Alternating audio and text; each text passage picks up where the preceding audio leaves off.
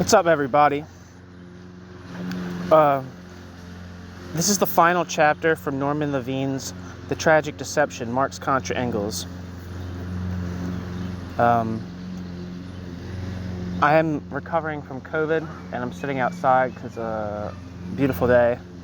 My neighbor happens to be cutting his grass, but hopefully that doesn't destroy the recording. The microphone is rather close to my face, and hopefully it's okay. He'll probably be done soon. The central thesis of this book is that major differences of thought existed between Marx and Engels. These differences of thought arose because of the psychological predispositions and logical presuppositions inherent in each mind. Marx and Engels were subjective entities. They responded to common stimuli in unique terms in accordance with the innate proclivities that were the definition of their subjectivity. What this book has described and analyzed is the case study of two men who observe and speculate upon a common body of knowledge. The fact that Marx was primarily the originator of this body of knowledge can be laid aside at this point, because it is not germane to the present argument. Because of the laws of their inwardness, each of the two men interpreted this body of knowledge differently. Marx gave to this theory a certain focus, a certain emphasis, a certain center of gravity. This was Marxism. Engels gave to this theory a different focus, emphasis, and center of gravity. This was Engelsism. Let's see if I can move a little further away from action. Engelsian subjectivity thus made of Engels the first revisionist.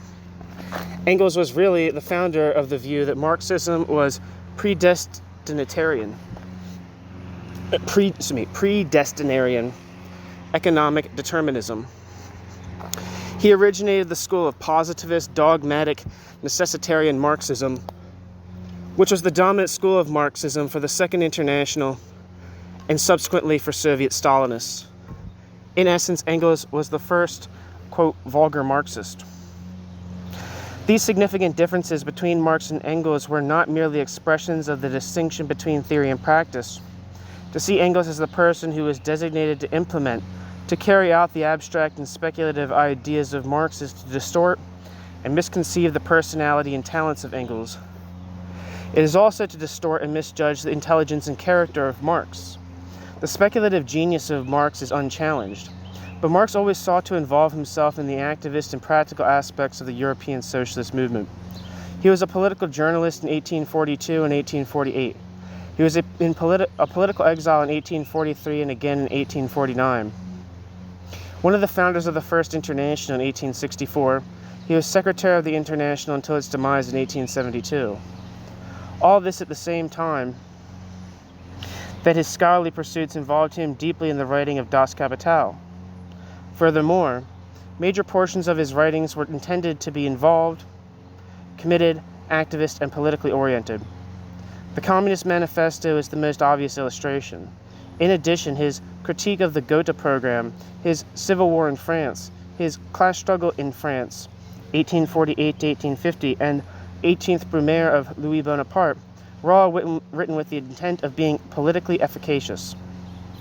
Marx wished to be a great philosopher, but he also just as ardently wished to be the leader of a powerful political movement. His years at the British Museum were intended to make him an economic philosopher of the first order. His years of political squabbling, of jealousy, of bickering, of catcalls, and prestige-mongering were intended to make him the leader of the European socialist dissent. To infer that Marx was non-activist, was non-practical, is to overlook a significant position of his biography, as well as his own definition and understanding of himself. The same type of argument holds true for Engels. To see Engels simply as an activist, a practitioner, a convenient political troubleshooter, is also to distort not only Engels' character, but also Engels' own self-evaluation and self-definition. Engels not only enjoyed the study of philosophy in itself, but he also enjoyed philosophic disputation. This is not to say that Engels had a skilled or adept speculative mind. Rather, Engels possessed a second-rate philosophical ability. In his early years, he studied Hegel and Schelling. He indicated as a young man his desire to give up his career in journalism for a year in order to devote time to a serious study of philosophy. Later in life, particularly in Anti-During and Dialectics of Nature, Engels demonstrated that he had not only kept in touch with the history of modern philosophy, but that he had also made a study of physics, chemistry, and biology. Regardless of the quality of Engels' philosophic efforts, Engels was not merely all practice, all practical concern. Regardless of the quality of Engels' philosophic efforts, Engels was not merely all practice, all practical criticism. There was present in Engels a mind that sought a philosophical understanding of and penetration into the world around him. Furthermore, differences between Marx and Engels cannot be attributed to the division of labor that was consciously cultivated between the two men. Marx and Engels specialized with each other's consent and encouragement in different aspects of the social universe. Engels, due to inherent interest in Marx's prodding, specialized in military history and natural science. Conversely, Marx because of inherent interest and Engels' encouragement, specialized in socioeconomic philosophy. This division of labor was illustrative of the meaning of the relationship between the two men. Marx was the acknowledged leader of the two. His was the seminal mind. His socioeconomic philosophy would sketch the basic construction of the social universe. Engels would be his resource person. Engels, in peripheral areas where Marx had little interest or had no time to penetrate, would find supportive evidence and documentation for Marx's more general theories. Again, the division of labor was expressive of their deepest character and their interrelationship. On the intellectual level, Engels was content with a secondary supportive dependent role.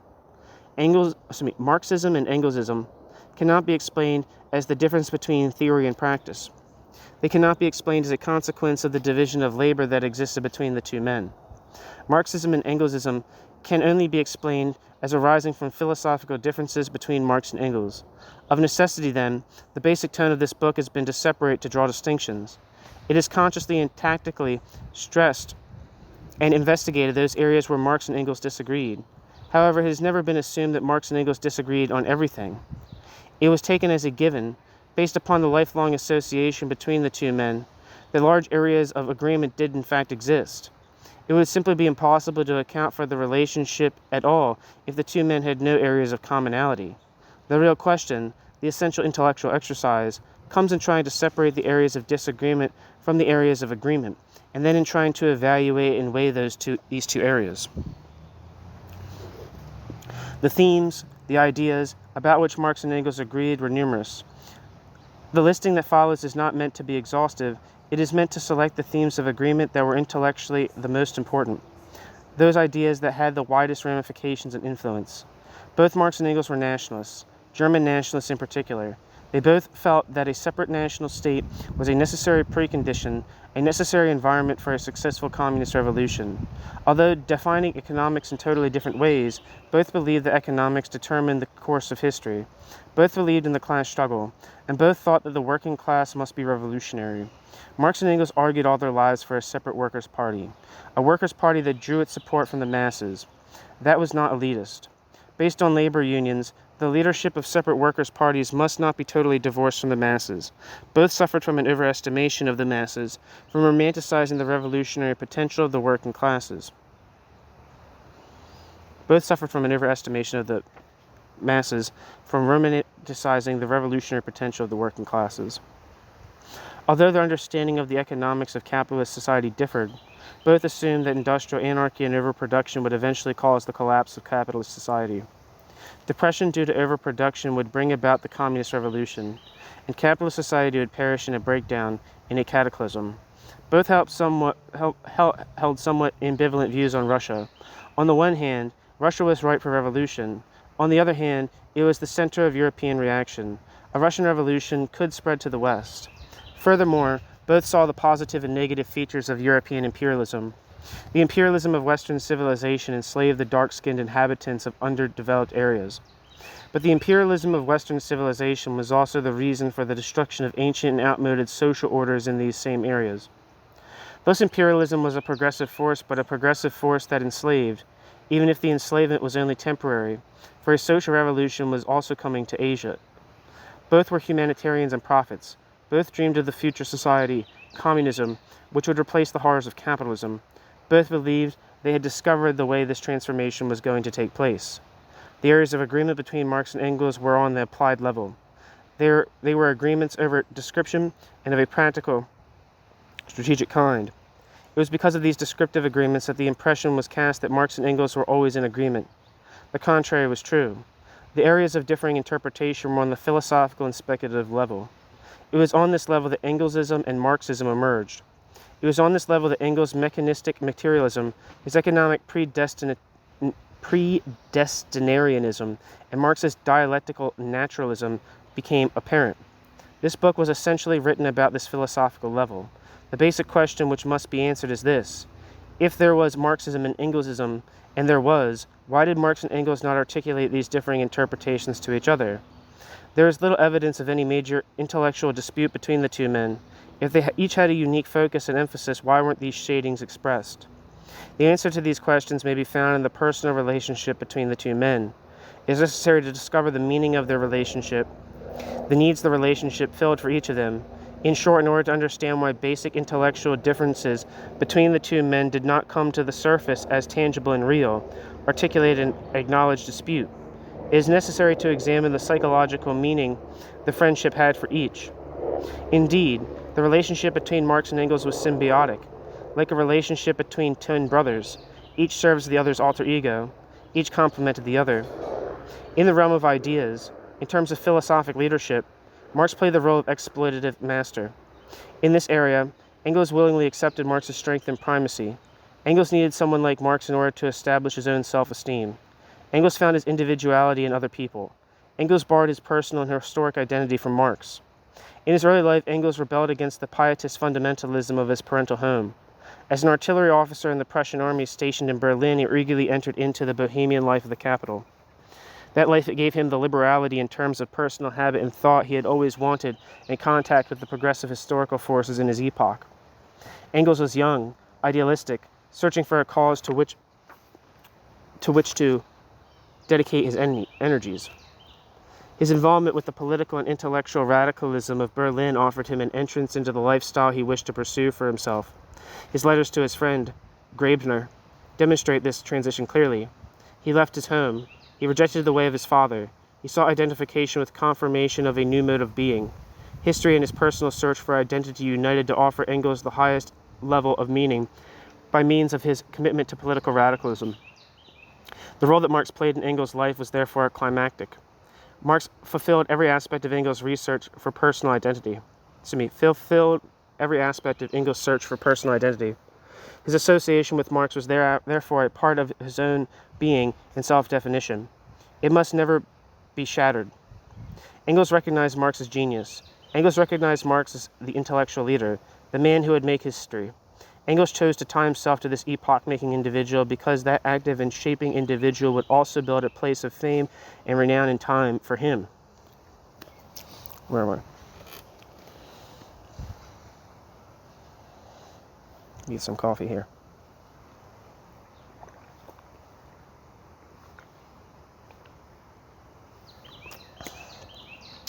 On the other hand, Marx was also dependent on Engels. In the areas of financial and emotional support, Engels was the person upon whom Marx leaned. He was the one true friend Marx had during his life. Unthreatened by him, Marx felt free to show warmth and friendship to Engels. On several occasions in their correspondence, Marx acknowledges his human indebtedness to Engels. Marx did not find the emotional and professional support he needed from his wife. Basically, he thought of her as a mother, a housekeeper. I don't think that's historically accurate, but anyway, doesn't matter. I'm not particularly interested in all this kind of psychological speculation, but we can roll with it. Marx did not find the emotional and professional support he needed from his wife. Basically thought of her as a mother, a housekeeper. For his professional confirmation, he turned elsewhere. He turned to Engels. The friendship then became crucial.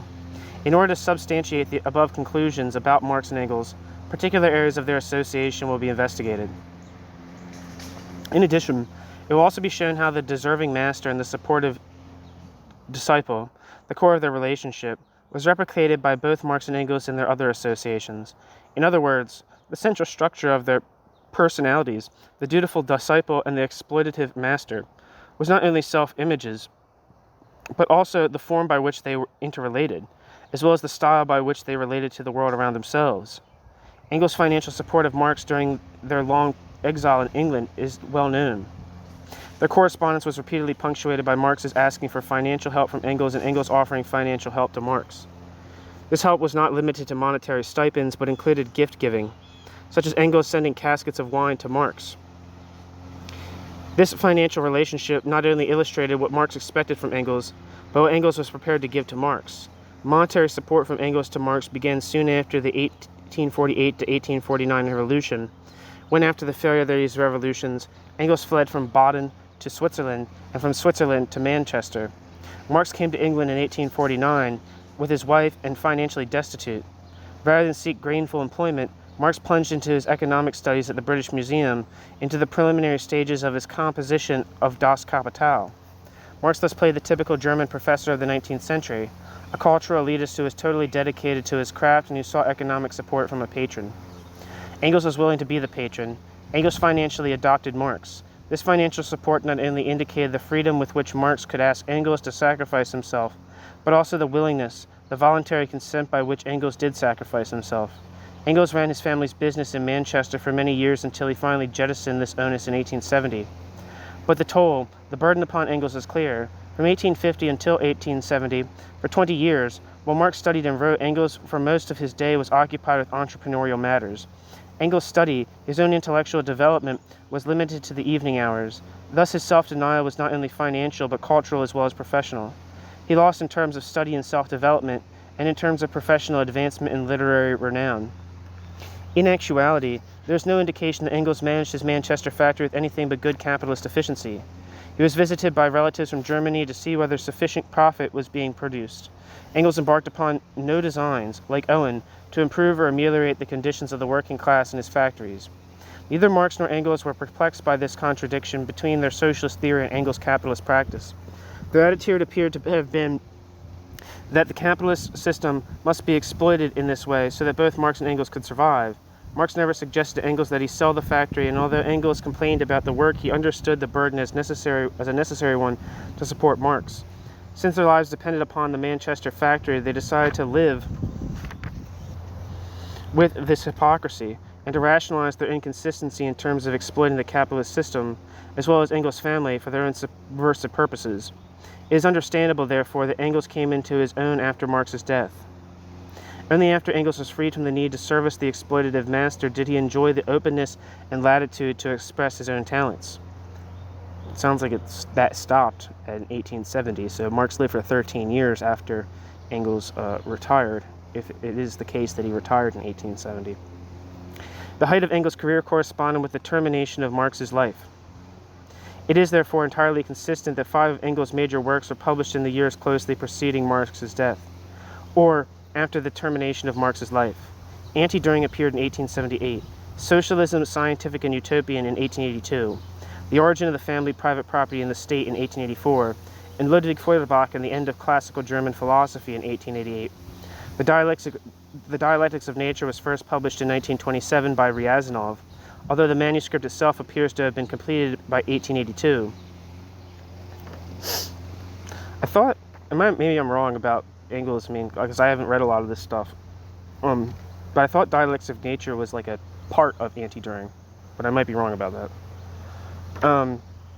This is not to say that Engels, after Marx's death, was entirely freed of the burdens he felt toward Marx, or the burdens he assumed on behalf of other European socialists. It is to say that many of the burdens were relieved, and that Engels could develop his own talents to a greater extent than he had in the past. In truth, Engels was a very late bloomer. During Marx's life, Engels' own ideas, his own intellectual character were held in check. His financial support was simply the material side of his deeper intellectual borrowing from Marx. But after death had removed the brother through whom he had gained personal identity, Engels had greater latitude to express his own style. The years from 1883 until his own death in 1895 were probably the most rewarding years of Engels' life. Not only did he shine like a moon in the posthumous sunlight of Marx, but Engels could talk for the first time in his own voice. Not only was he bequeathed the leadership of the European socialist movement because of his prior association with Marx, but he also found that he had something of merit to say in his own right. It was during the years from 1883 to 1895 that Engelsism fully emerged. Although the differences between the two men were always present, the differences were suppressed during the years of the brothers' primacy. When the emotional and financial expropriation ended, Engelsism was articulated.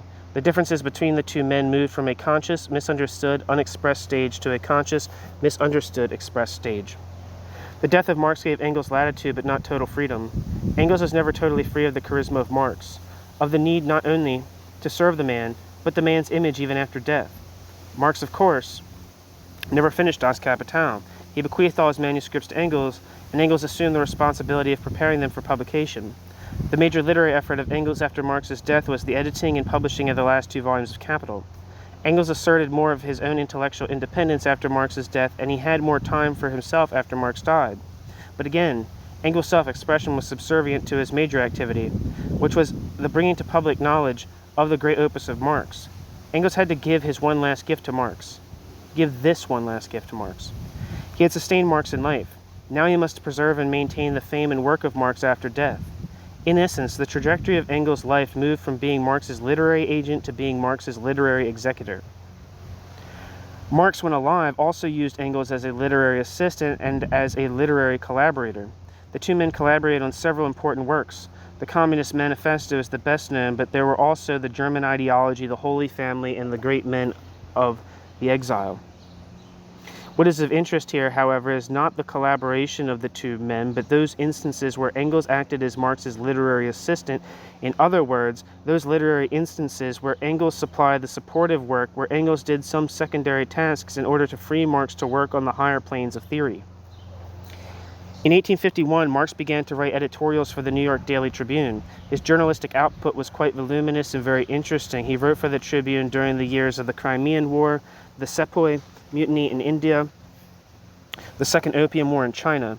It is in Marx's journalism that we find ample and penetrating comments on the new Eastern question, the Russian situation, the role of imperialism in Asia, and the role of Asia in the worldwide socialist revolution. In a very real sense, Marx's intellectual interests were stimulated by, and in fact followed the current events of the day. His economic studies took precedence, of course. But with that exception, Marx began to read heavily in Russian history and society during the Crimean crisis. He began to read widely in Indian and Asian history and social structure during the Sepoy Mutiny. One gets the impression of an inherently academic mind, of an essentially scholarly personality who simply had to know, who was driven to uncover the informational core of events. The results of such study would take 2 forms. During the 1850s, he wrote insightful and perspicacious journalism for the Tribune. Secondly, his reading in Asian society, his reading in primitive agrarian structures of Russia acquainted him with the whole problem of the Asiatic mode of production and was fed into his general theory of economic development. The Grundrisse and Capital refer repeatedly to the Asiatic mode of production. Marx never wasted any scholarship. Everything he learned was to play a part in his overall theory of historical evolution. Journalism, although enjoyable, was nevertheless peripheral to Marx's major areas of concern. The money that he received from Charles Dana, editor of the Tribune, was helpful, but the time spent in the preparation of the articles was expensive. Marx turned to Engels and used him as a literary second. On numerous occasions, Marx asked Engels to write the articles for him. Engels complied, and the articles were sent to New York as Marx's own. In addition, Marx received the payment for them. Engels not only sent direct monetary stipends to Marx from the family business in Manchester, but also worked as an editorial assistant for Marx that allowed Marx to expropriate his remuneration. Even though Marx took Engels for granted, he nevertheless appreciated Engels' help. When he liked an article by Engels, he would make his approval known. Basically, Marx agreed with the opinions expressed by Engels. Occasionally, Marx disagreed. At these moments, Marx took it upon himself to arbitrarily change Engels' manuscript. In short, Marx exercised intellectual leadership. Without consulting Engels, he would unilaterally amend an article by Engels and send it off to the Tribune. Engels never protested this practice. Marx's assertion of intellectual leadership was never duplicated by Engels. Whereas Marx felt free to willfully change an Engels manuscript, Engels never exercised that same freedom toward a Marx manuscript. In fact, Engels recognized that he must never do this because he was not always certain or clear about what Marx was saying. For instance, in relation to Das Kapital, Engels recognized in 1858 that it was very abstract, and that he must slowly and arduously study its dialectical movement. I guess that's referring to, I don't know, was he looking at the Grundrisse in 1858? I don't know. On another occasion, in 1862, Engels again admitted that he was experiencing difficulty in comprehending what Marx was attempting in Capital. At the time, he indicated that Marx's theory of rent was, quote, really too abstract, end quote, and that he must, quote, meditate upon the matter if I am to have any peace, end quote. The awareness of the speculative nature of Marx's thought, and of his own difficulty in comprehending such abstractness, deterred Engels from editorial arbitrariness in relation to Marx's work. On the other hand, Marx encountered no such difficulty in comprehending Engels' ideas, and thus took it upon himself to change a manuscript when he saw fit. Marx had a perceptive understanding of the content of his relationship to Engels. He understood himself to be the theoretic leader, the philosophical originator. He saw Engels as more of the laboratory assistant, as someone who was going to supply the supportive evidence. In 1866, he wrote to Engels saying that a second edition of Engels' The Situation of the Working Class in England was now both, quote, necessary and comparatively easy, end quote. This was true because Engels' Capital had already provided the basic theoretic understanding of capitalist society. Engels' book, almost an appendix to Capital, would provide the requisite documentation and empirical evidence.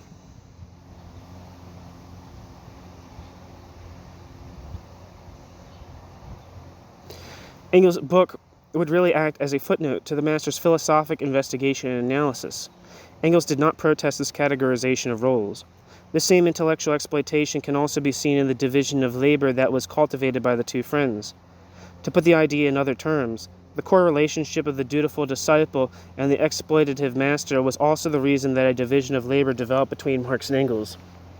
It freed Marx to develop the higher levels of his philosophical sociology. Engels was asked to work in those areas where Marx had little interest. Again, Marx laid down the basic principles. Engels provided the peripheral documentation.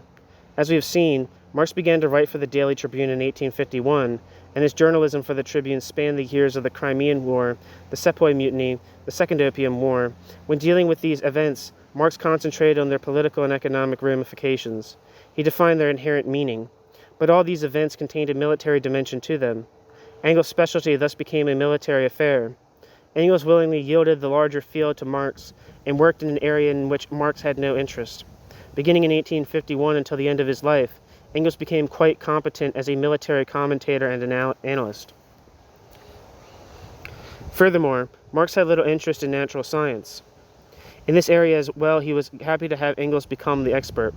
It was a period of the rapid growth of natural science. It was the period of Darwinism, and dialectics must be related to these developments. The interest Engels developed in science, beginning in 1858, and the expertise he was to acquire, was to be an interest and expertise that lasted throughout his remaining life. The empirical data, the scientific knowledge that Engels used to construct his mechanistic and positivistic materialism, he began to acquire in his studies of the late 1850s. Let me get a drink here.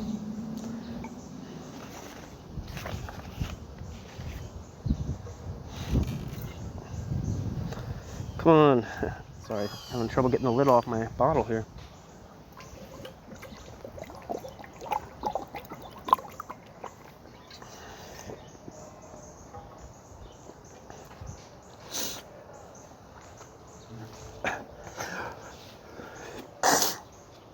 Excuse me, I have COVID, so I don't know if I said that already, but if you hear gross noises, that's why.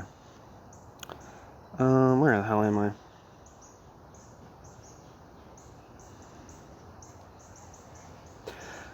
The quality of mind of the two men was revealed by the areas of knowledge in which they chose to specialize. Marx's concentration was on the human, the made social world.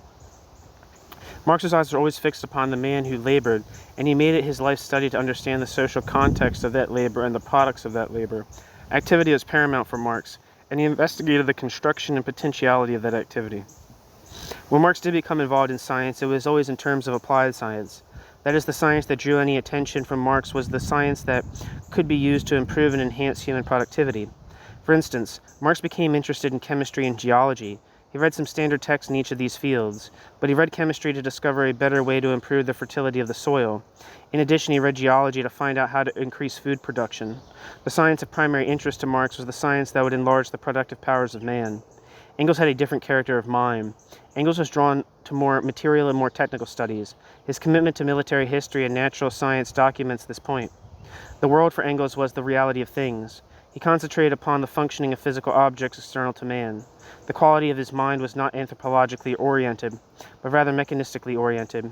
As we have seen, in his view of historical evolution, it was mechanical invention that acted as the driving force, the dynamics. This division of labor and Marx's own relative disinterest in natural science had enormous implications for the full emergence of Engelsism in the 1880s and thereafter. It was in the area of the philosophy of nature that Marxism and Engelsism were most clearly opposed. It was Engels' mechanistic materialism that also turned him into a social positivist. It was Marx's anthropological view of the social universe that turned Marx into a dialectic naturalist. Thus, the philosophy of nature was the crucial dividing point between these two polar systems. Portentously, it was in the area of the philosophy of the physical universe that Marx had little interest. And it was in the area of philosophy of the physical universe in which Engels specialized. Thus, Engels could pursue his studies in this field generally unsupervised by his friend. Marx's own involvement in Das Kapital and Engels' own involvement in natural science presented them with a hiatus in communication. This psychological interpretation of the relationship between Marx and Engels would be less convincing if the mode of disciple and master were limited to just the two men. But it was not. Engels replicated this mode in all his relationships. He always played the role of the provider, of the one who sustained. He seemed to adopt people in order to help them. He was a disciple to all. On the other hand, there was strength in Engels. He was a congenial and compassionate man to whom people turned for help. Furthermore, Engels was a wealthy man who used his wealth to support a socialist movement from which he had gained so much. Engels' relationship to the socialist movement was also complementary. Engels needed the socialist movement for his identity. For many reasons, the socialist movement needed Engels. Engels' relationship to Bebel, Bernstein, Kautsky, and Lafargue replicated his relationship to Marx. He helped to financially support Lafargue. At times he also sent money to Bernstein, Kautsky, and Bebel. He also gave these men intellectual and emotional sustenance. Just as he wrote articles for Marx to the Daily Tribune, so he wrote articles for the socialist journals of these men in order to sustain these publications, to give them prestige and prominence. Engels personally sacrificed himself for the European socialist movement. Marx's health and vigor began to decline after 1871, and he was no longer able to carry on his extensive correspondence. Engels became his secretary. It was during this period of the 1870s when Engels relieved Marx of the burden of politically efficacious but physically fatiguing correspondence, that Engels assumed the role of Marx's spokesman. The view that there was essential unanimity of viewpoint between Marx and Engels was constructed by confusing political agreement with philosophical agreement. Engels again assumed Marx's drudgery. By assuming Marx's correspondence, he again acted as Marx's public relations agent, as the person who guarded and enhanced Marx's prestige and position in the socialist movement of the various European countries. Engels' self-sacrifice for the European socialist movement was really of major proportions. After 1883, his correspondence was vast. He advised, encouraged, admonished, befriended practically every socialist leader at the end of the 19th century. He also turned himself into a literary second for these men, as he had for Marx. When they needed an article for a journal, when they sent him manuscripts for his editorial comments, when they needed his political prestige in an internecine party struggle, Engels always put aside his own work and responded to the requests. The services, the functions he fulfilled for Marx, he also replicated for Bernstein, Bebel, Kautsky, Lafargue, and others. He continued to play the strong, helpful disciple. In fact, Engels' own literary career clearly suffered because of the responsibilities and duties he took on himself. From 1883 until 1895, Engels' major efforts were in preparing the second and third volumes of Das Kapital for publication and in sustaining Marx's name and position within the European socialist movement through his continental and transcontinental letter writing. Even after Marx's death, he was Marx's second. Not only was he Marx's second, but he was also second to Bebel, Bernstein, Kautsky, and Lafargue. Engels' self-sacrifice for the European socialist movement was extraordinary. Engels took severe personal losses due to his political involvement. Although Engels wrote more, the quality and intellectual depth of his writing suffered. The Dialectics of Nature was not published during his lifetime. Anti-Düring was a composite of articles written for socialist journals. Socialism, Scientific, and Utopian was written at the request of Paul Lafargue and was essentially a propaganda tract intended to explain Marxism to the French working class. The origin of the family, private property, and the state was written from the scantiest documentation and research. Thus, because of his extra burdens, Engels took upon himself his own work containing his own perceptions was incomplete. Thus, because of the extra burdens Engels took upon himself, his own work containing his own perceptions was incomplete, poorly researched, and done on demand as high-class journalism. But Engels willingly assumed the role. Nevertheless, even within the confines of his continued self-sacrifice, Engels was undoubtedly a more self-expressive person after the death of Marx than during the lifetime of the exploitative master. Furthermore, the role of the dutiful disciple was replicated by Engels toward the Marx family. After Marx's death, Engels essentially adopted the Marx family. He looked after the 3 daughters, gave them advice, and sent them money. They, in fact, became the children that he never had naturally. Like someone who does adopt children, his role towards the Marx daughters was that of a sustainer, a provider. In his will, Engels bequeathed a quarter of his estate to each of the Marx daughters. From the point of view of Marx, his relationship to Engels fulfilled his primitive, basic human need for friendship. Engels was one of few men with whom Marx did not fight and undergo a fundamental break. This happened not only because Engels was Marx's alter ego, but also because Marx needed someone he could trust and talk into in an unguarded and open fashion. Engels offered him human companionship. Engels offered him this human companionship through extraordinarily difficult times for Marx, through isolation, through the death of some of Marx's children, through Marx's own illnesses. But it was basically from Marx's human isolation that he reached out for Engels' friendship. Marx did not confide to his wife. His references to her in his letters to Engels paint her as a harried, overburdened woman who was often physically ill.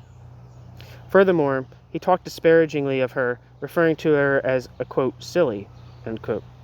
Certainly he did not turn to her for intellectual companionship. He showed more affection for his daughters. Engels supplied emotional companionship to Marx. In the psychological and emotional areas, Marx's dependency on Engels was profound.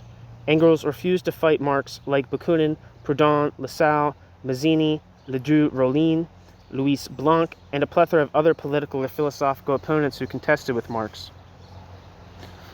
I guess it's Louis Blanc. The fact that Marx received emotional support from Engels does not mean, of course, that Marx returned emotional support to Engels. He decidedly did not. The master emotionally, as well as in other areas, expropriated the disciple. The perfect illustration of the emotional exploitation was Marx's callousness to the news that Mary Burns had died. Engels had warmly commiserated with Marx's suffering upon the death of his 2 younger children, but when Engels wrote to Marx that Mary Burns had died, Marx insensitively took note of her passing in the first line of his letter to reply to Engels, and then proceeded to list the reasons for his own discontent and anxiety. This is one of the rare occasions when Engels complained of Marx's lack of awareness of others' needs and pain. Marx replicated this master role in every one of his human contacts. He sought dominance everywhere. In his political and scholarly life, he clearly sought dominance and control over others. Those who could not give his obedience toward Marx were chased away from him. Marx's life is strewn with broken and severed political and scholarly associations. He was arrogant and a difficult person. Marx replicated his master-dominant role not only in his political and scholarly life, but also in his private life. Marx's family was a Victorian family. But more than that, Marx also turned his daughters into disciples. He turned his daughters into literary assistants. He turned his daughters into political agitators and advocates. Marx's offspring were not only loving children, but also admirers. This chapter is attempted to answer the question why, if different emphasis and intellectual centers of gravity existed between Marx and Engels, the 2 men never articulated or acknowledged the presence of these differences. The 2 men were aware of their differences, as they were aware of their unique personalities, as they were aware of their particular character of thought. However, because their symbiotic relationship was so vital to them, because it had so great and climactic a meaning for both Marx and Engels, they chose not to allow these differences to interfere with or destroy their friendship. Marx did not fear Engels' intellectual abilities. He understood Engels to have an essentially dilettantish, although sensitive, receptive, and quick mind. Engels did not think his differences with Marx would lead to the distortion of the master's theory. He did not think his own writing would essentially revise the meaning of Marx. Their brother-like relationship, then, was threatened neither by jealousy nor ambition. It stood above Marx's fear of competition and challenge, and above any self-seeking aggrandizement by Engels. Thus it was left intact. The two men agreed for the sake of their symbiotic relationship not to openly disagree. Succeeding generations also helped in the creation of Engelsism. They made the fundamental mistake of assuming that agreement on politics implied agreement on philosophy. They made the crucial mistake of thinking that the close association of the two men, both during and after Marx's death, meant that Marx and Engels shared common ideas about everything. Therefore, when they read Marx through the eyes of Engels, when they read Marx through the eyes of Engels, they thought they were reading Marx. In truth, they were reading Engelsism. Thus, Engelsism was represented as Marxism. Unintentionally, but nevertheless obeying a law of life, that people will read into a doctrine what they themselves wish to see in it, Engels became the first revisionist. Without a conscious plan, Engels revised and fundamentally altered Marxism because he interpreted Marxism from the frame of reference of his own philosophical mindset and presuppositions. Lenin took it for granted that Marx and Engels had one voice. Stalin took it for granted that Marx and Engels had one voice. Western scholars have perpetrated the same confusion. Perpetrated. Western scholars have also perpetrated the same confusion. Thus it came to pass that Bolshevik tradition and Western tradition accepted Engelsism as Marxism. In effect, they both accepted revisionism as the true philosophy of Marx. The career of Engelsism, although a distortion, was of long duration and uncalculated importance. The career of Marxism was less fortunate. It was essentially lost. It was lost because some important documents of Marx were lost, not to be recovered until the 1930s. Marxism, in short, became a hidden and relatively unknown tradition. A few men intuitively and with great genius could nevertheless penetrate to its core. A Lukács, a Gramsci, a Korsch could see past Engelsism. The Marxist core was recaptured in the great period of reevaluation, which was sparked by the publication of the 1844 manuscripts in the Grundrisse. Only then could the work of dissecting Marx and Engels begin. Only after knowing what Marx himself said was it possible to disentangle Marx from the subsequent distortion of Engels. Marx and Engels practiced a tragic deception on each other and themselves. They assumed that the differences of which they were aware would remain suppressed, as they were in life, and would therefore pass in history unnoticed. Herein they were deceived. They did not foresee that their differences would become categorical and structural.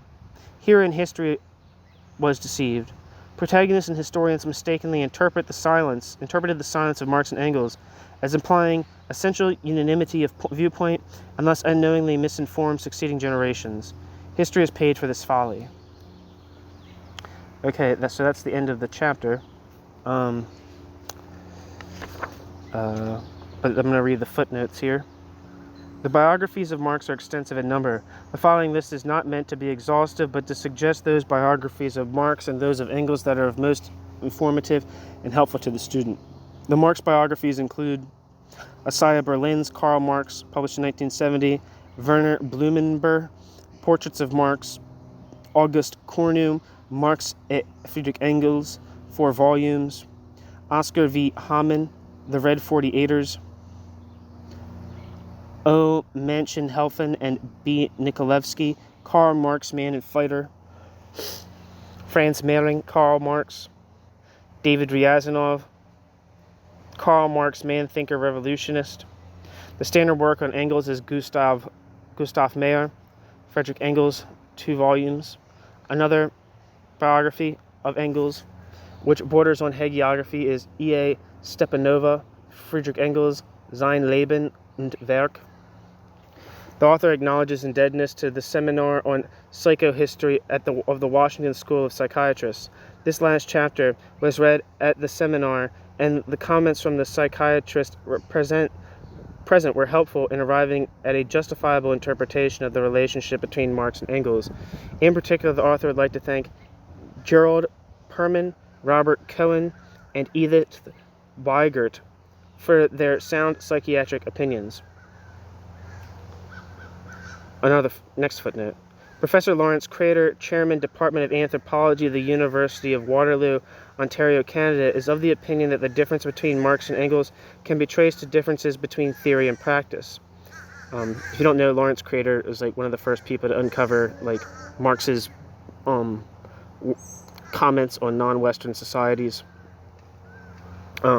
Dr. Crater's opinions are located in the, quote, introduction to his manuscript, The Work of Marx and Engels in Ethnology Compared.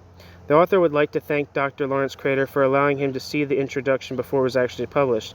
Nevertheless, the author cannot agree with Professor Crater that only theory and practice separated Marx and Engels. The best place to study the character and relationship of the two men is in their correspondence. Even their Briefwechsel is largely dull. It does expose the core and essence of their intersubjectivity. Next footnote. As far as I know, only one other person has attempted to judge the Marx-Engels Briefwechsel on its own terms and merits. This person is Professor Oscar Hamann. See his article, The Marx-Engels Briefwechsel, in the Journal of the History of Ideas. Although I disagree with Professor Hamann's conclusions, I do agree with Professor Hamann that the correspondence is disappointing. Next footnote. For a more detailed description of Engels' early years and growth and the meaning of Marx to his life, see chapters 8 and 9.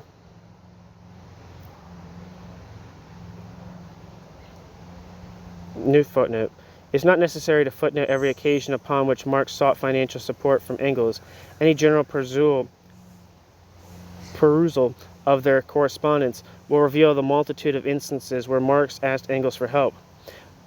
For just a few illustrations of his financial support, see something blah blah blah, Roman numerals, see 28 pages, 64, 78, and 30, page 215. These are only a tiny sampling. The correspondence is studded with such requests and donations. For insight into the manner and form of Marx and Engels' work habits and procedure of composition, the Marx-Engels excerpta are extraordinarily helpful. In addition, the depth of Marx's study of Asia will become apparent. In order to compare capitalist society with the non-capitalist society, in order by way of this comparison to arrive at the essential relationship of capitalism, Marx wrote voluminously in the History of Asia.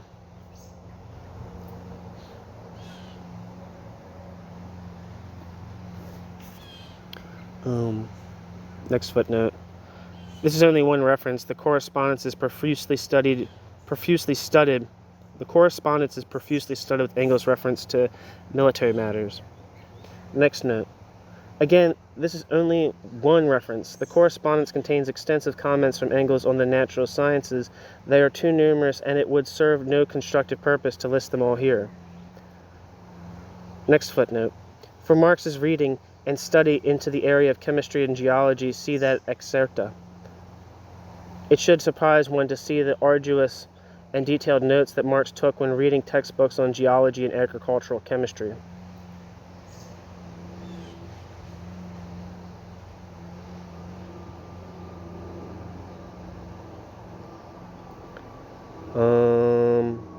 Engels' correspondence with Bernstein, Kautsky, and Dable is punctuated with such requests.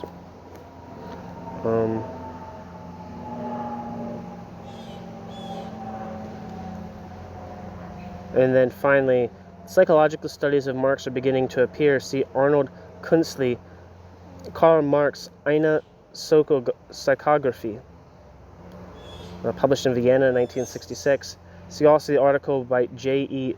Ziegel, Marx's Early Development, Vocation, Rebellion, and Realism, from the Journal of Interdisciplinary History, Winter 1973. Okay, well, thank you for listening. If you've been listening to these books, to the entries from this book, I read a lot of it while having COVID, so I apologize for hacking and wheezing and being gross, and I thank you for dealing with it. Also, thank you for dealing with the extra noise that comes from reading outside, but it is beautiful outside.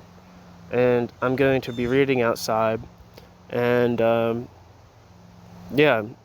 because it's nice, and hopefully I know it degrades the quality of the recording to a certain extent, but I hope you can forgive me for not wanting to sit in the house on beautiful days.